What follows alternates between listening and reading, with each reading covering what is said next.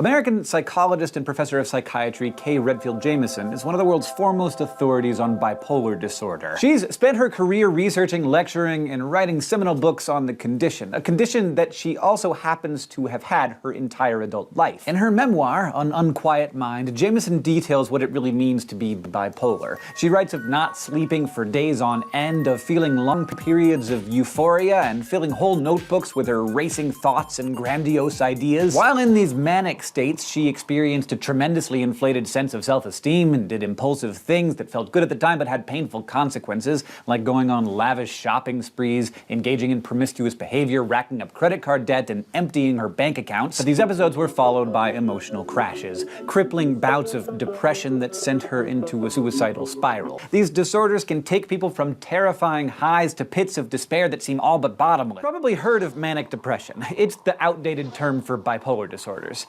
These include those classically dark lows of depression, but also bouts of the opposite, of extreme mania in more severe cases. Someone suffering from a bipolar disorder may flip back and forth between normal and depressive and manic phases within a single day or week or month. And a true manic episode doesn't just mean being energetic or happy. It's a period of intense, restless, but often optimistic hyperactivity in which your estimation of yourself and your abilities and your ideas can often get skewed, like really, really skewed. Some patients experience mania only rarely, but when they do, it can be destructive. Kay Jamison has testified to that. Once during a manic episode, she bought up a drugstore's entire supply of snakebite kits, convinced of an imminent attack of rattlesnakes that only she knew was coming. In another, she purchased 20 books by the Penguin Publishing House because, she said, it could be nice if the penguins could form a colony. In other words, bad judgment is common. And it can get worse. Full-blown manic episodes often end up in psychiatric hospitalization since the risk to self or others can become severe.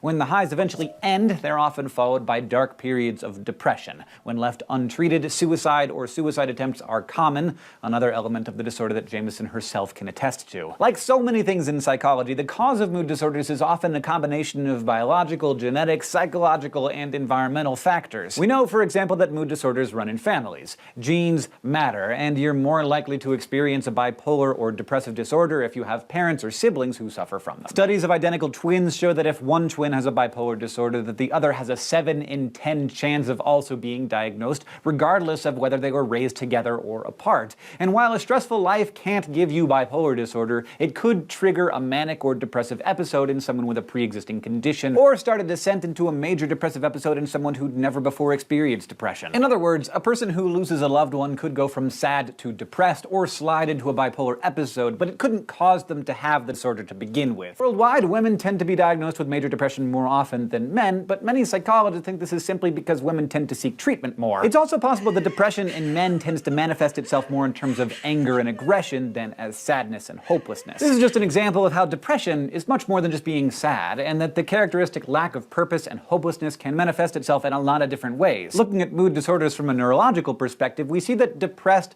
manic, and average brains show very different brain activity in neuroimaging scans. As you might expect, a brain in a depressed state slows down, while a brain in a manic state shows a lot of increased activity, making it hard for that person to calm down or focus or sleep. Bipolar disorder is a mental illness that around 6 million Americans suffer from. Although I'll tell you, it's really hard to know the numbers because sometimes people don't seek help. Episodes can last hours, they can last days, they can last weeks.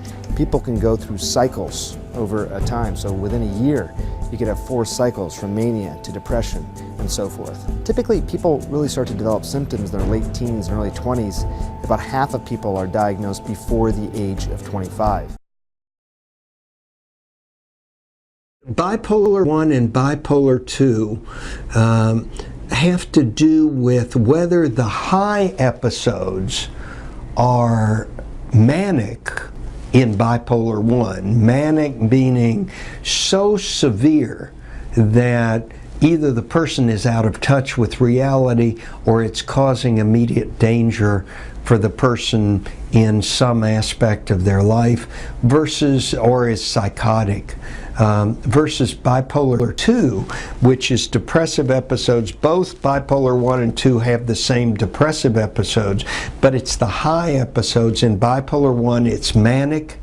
In Bipolar 2, it's hypomanic. In hypomania, you have the symptoms of distractibility, lack of sleep, rapid speech, rapid thinking, doing things that are out of character for the person, being pretty active in one's physical functioning, but it's not so severe that it's either psychotic or, for that matter, maybe even recognized as disturbing.